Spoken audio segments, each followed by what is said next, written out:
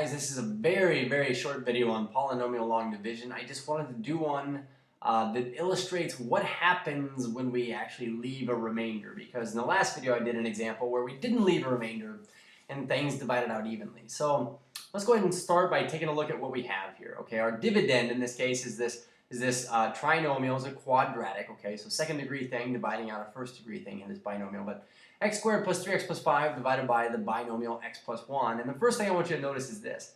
X plus 1 is certainly not a factor of this trinomial. As a matter of fact, if I said, hey, would you factor this trinomial, you might notice that it is not factorable by any actually conventional means. So we say, I cannot think of two factors of positive 5 that actually sum to be a positive 3. That being said, we kind of go into this knowing that, well, then x plus 1 should not divide out evenly from this, okay? But let's go ahead and get started. So we're going to start with our long division bar.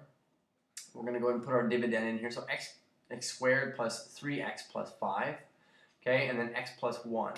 So the things we're looking for here are, well, we're looking to practice our long division skills, but also to learn the notation of how you would write this if there was a remainder, okay? So let's go ahead and get started. Just like regular long division, we're going to ask how many times this divisor goes into this thing, but we're going to do it in pieces and work our way from left to right. So really, the question I would like to ask myself is certainly, oops, yeah, we definitely want that color, and I don't need to zoom, sorry. But I'd really like to know how many times x goes into x squared, or in other words, what could we take times this leading term to get this leading term? So what could we take times x to get x squared? I think we could take an x times it. So keep in mind, you want to put your x up here because you want your x to the first over x to the first to line up your place values. Now we're going to take what we just wrote up here and we're going to take it times our divisor. Just like with long division, whatever number you put up on top of the bar, we'll take it times the thing you're dividing by. So x times, we'll distribute it through, you know, like as if we had an x out front. But x times x is x squared, so we'll list that here, x squared. And then x times positive 1 is positive 1x. So now we're going to subtract off all of this. And I always kind of recommend, you know, like you should probably change this to a sum, but if this is positive, then these things will switch their signs. But a positive x squared and a negative x squared, this should always cancel. If you're not getting the first things to cancel, then you've just done your first step wrong. This should always cancel, but you may not get your second things to cancel. So in this case, I have 3 x's and a negative x that adds up to 2x. Let's go ahead and drop down our next term and keep running with this. Okay, so now I'm asking, hey, what could we take times x to get it to be 2x? X times 2, so we'll put a plus 2 up here. And so now we'll distribute this 2 throughout our divisor and list that underneath there. So 2 times x is 2x, of course, 2x. Let's do this.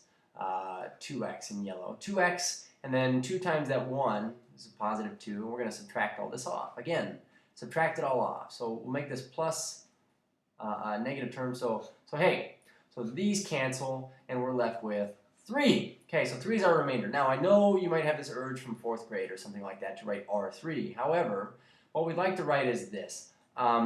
Plus 3 over the thing we're dividing by in the first place. 3 over x plus 1. So now 2 things I'd like to mention about this.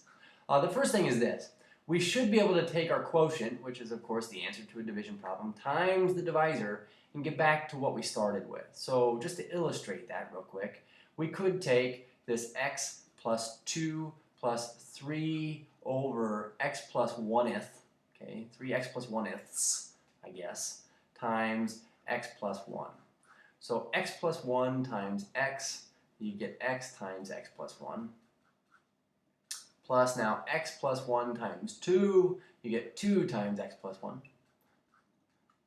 And then plus, now when you take this last x plus 1 times this, you actually notice that boom, those would cancel out and you get plus 3. So just to kind of run through this here, we get x squared plus x plus 2x plus 2 plus 3. And combining like terms, we get x squared plus a total of 3x's plus our 5 constants. So we do end up with what we started with.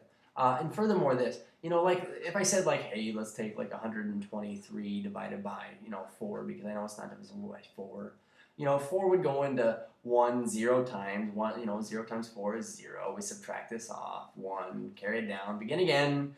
4 goes into 12, say 3 times. 3 times 4 is 12. 0, and we'll carry down to 3, begin again, and then 4 goes into 3 0 times 4 is 0, and we leave behind a remainder 3. In this case, what we've done is, it's just like the previous example, we write plus our remainder over the thing we're dividing by.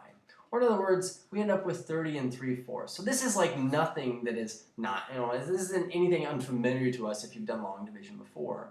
It's just that whatever your remainder is, we'll tack it onto our quotient, okay, and put it over the thing we were dividing by.